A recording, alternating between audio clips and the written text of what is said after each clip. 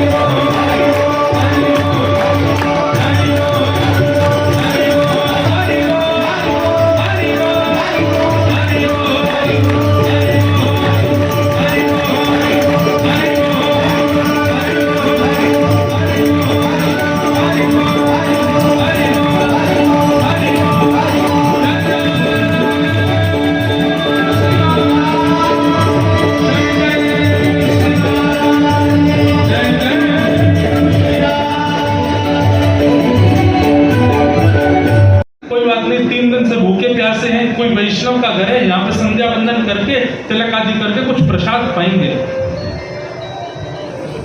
घर के अंदर प्रवेश किया, एक सुंदर युवती जल लेकर के आई, प्रदान किया।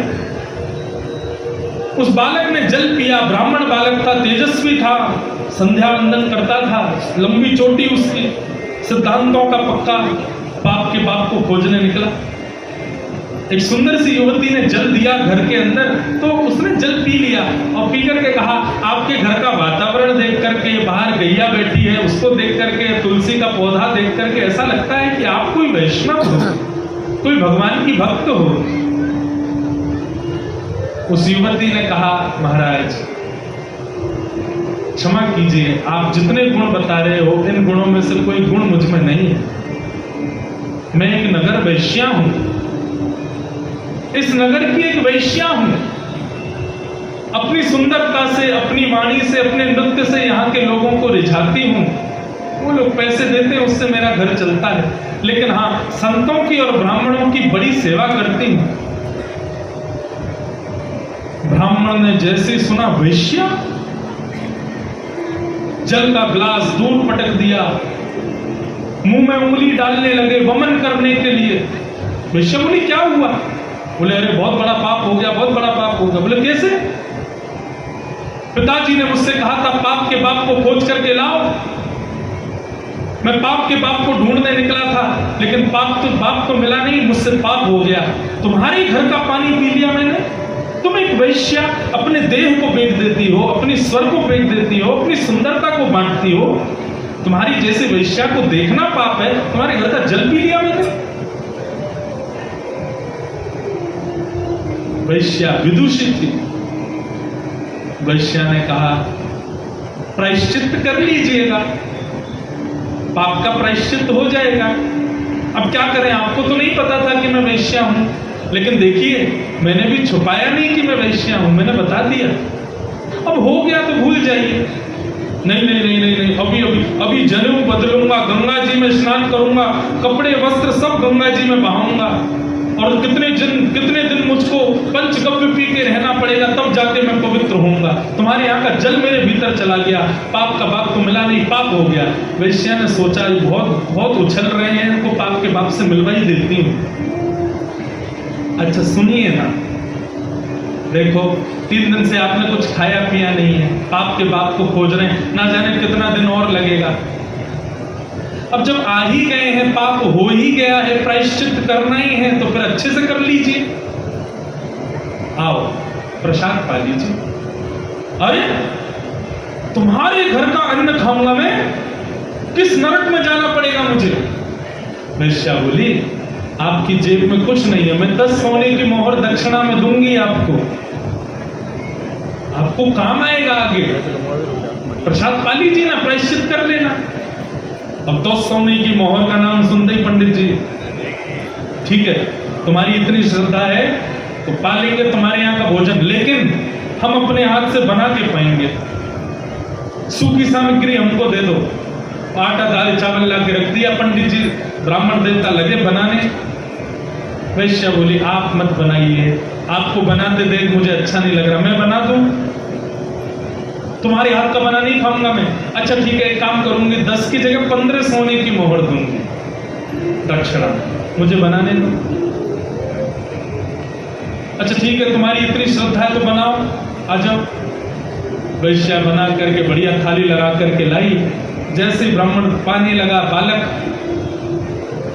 वैश्या ने हाथ पकड़ दिया, बोले मैं अपने हाथ से खिलाऊं आपको? तुम कैसी बात कर रही हो, तुम्हारे हाथ का पाऊंगा मैं? प्रायश्चित कर लीजिएगा, एक संधि कर लेना, और सुनिए आपको खिलाऊंगी तो मैं पवित्र हो जाऊंगी ना, इसके बदले में आपको 20 सोने की मोहर दूंगी। बालक ने कमल रख दिया, मुंह खोल के बैठ गया। खिलाओ। वैश्या ने एक तमाचा मारा, खड़े हो गए, बोले तुमने मुझे मारा, मैं ब्राह्मण हूं, श्राप दे दूंगा। वैश्या बोली क्षमा करें, आपको मारा नहीं मैंने, पाप के बाप से मिलवाया। ब्राह्मण बोले कैसे मिलवाया? बोले आप मेरे घर का पानी नहीं पी सकते, अपवित्र है पानी, लेकिन आपने पी लिया। पानी पिया तो फिर भोजन क्यों किया? बोले भोजन इसलिए किया क्योंकि तुम्हारी जिद थी, तुम्हारा बहुत मन था। बोले झूठ मत बोलिए, 20 सोने की मोहर के लोभ में आपने भोजन किया। पिताजी को जाके बता देना, पाप के बाप का नाम है लोभ। ये लोभ जब अंदर आएगा तो पाप को लाएगा। ब्राह्मण ने साष्टांग दंडवत किया और कहा मां मुझे क्षमा कर दो, मैं आपके रूप को गलत समझा, मैंने आपके बारे में गलत समझा, लेकिन आप तो मेरी गुरु, आपने मेरे नेत्र खोल दिए, मुझे बता दिया। बंधुओं बचना है तो लोभ से बचो। जिस दिन लोभ आ जाएगा उस दिन पाप का आना निश्चित। लोभ दो प्रकार के होते हैं, एक होता है संग्रह वृत्ति लोभ और एक होता है भोग वृत्ति लोभ। कितने प्रकार के लोभ होते हैं? दो।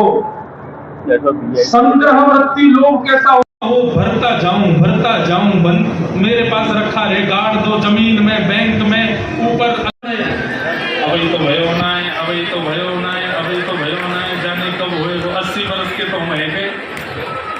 नंदा सुनंदा बोली बाबा है गयो। बोले कहाँ भयो? बोले अब तो है गयो। बोले भयो कहाँ ये तो बता। बोले पहले हमें बताओ कहाँ दोगे? अरे जो मांगेगी सो देंगे, पहले बता कहाँ भयो। बोले आपने इतनी ब्रजवासी की सेवा करी, इतनी गायन की सेवा करी, ब्राह्मणन की सेवा करी, सबके आशीर्वाद से हमारे भैया के घर नीलमणि जैसो लाला भयो है। बधाई हो। एकादशी आज इतने ढीले क्यों बोल रहे हो? फिर जोर से बोलो बधाई हो। संख्या के हिसाब से भी आवाज कम है को ऐसे बोलो कि हरिगढ़ तक आवाज जावे बधाई हो। भैया सबन को खूब खूब बधाई।